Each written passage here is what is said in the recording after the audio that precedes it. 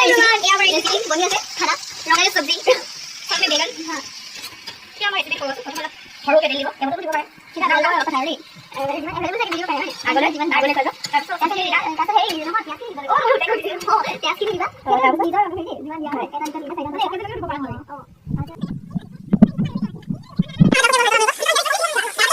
জলি যায় ও গ্যারি করে জলি যায় সাইজ সাইজ है তেতিয়া মানে ফ্লেভারটা ভালো হয় না খাবার কারণে টেস্ট হয় কি ফ্লেভার জলা ফ্লেভার তারপর কেন দেখো সরি হবে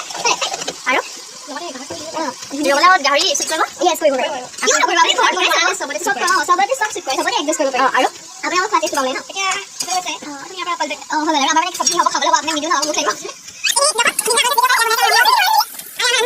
তো কইলে ভাল আছিল মান তুমি সুদিয়া